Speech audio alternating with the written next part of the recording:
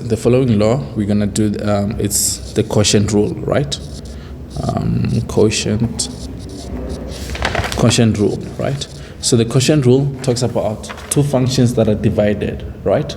You have two functions. Let's say you have maybe y is equals to f of x over g of x, right? You understand? Two functions that are divided. That's when you find the derivative of two functions that are divided together, we use something called the quotient rule, right? So let's just go straight to the example, right? So let's say, for example, we'll learn this with using an example, right? For example, let's say you have y is equals to maybe 4 over x plus 1, just to keep it simple, right? So now we'll take our top part to be our u, and then we'll take our bottom part to be our v, right? And then what is our u? Our u is equals to 4, and then what is our u prime?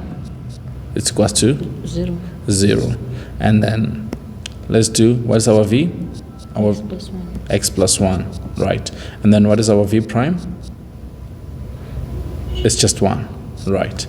So as you can see, so we got it, right? So now the quotient rule says that y prime is equals to u prime multiplied by v minus u multiplied by v prime, right? Over v squared. You understand? So you must not make a mistake. The trick part here is that the bottom function, which is our v in this case, right? We always drive it on the right side of the negative sign. Do you get it? It's always on the right side. So our bottom function, our v here at the bottom, you always derive it on the right side of the negative sign. So you can't start with the v prime here. You understand? Yeah. So I'll write it here for you. So I'm saying is that the note that I want you to make is says the bottom function, we always, the bottom function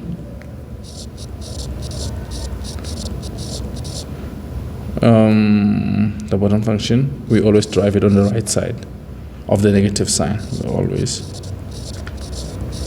derive it on the right side of the negative sign, right? Negative sign. So that's the key thing. Obviously we squared it at the denominator, but the key thing is that we drive it on the right side of the negative sign. So yeah, if you get that, and then yeah, that's good. So let's just plug and play. So this is the main formula. So we're gonna plug everything on the main formula, right? So yeah. So y prime of this is equals to, what is our u prime? Our u prime is just 0. And then what is our v? Our v is just x plus 1. And then minus, what is our u? Our u is 4. And then what's our v prime? Our v prime is just 1 over, what is our v? Our v is x plus 1 to the power 2, right? That's the quotient rule. Nothing hard about it. You understand? Obviously this goes away because of the 0, and then this would simplify to become minus 4 over x plus 1 to the power of 2. You understand? So this is our quotient rule. So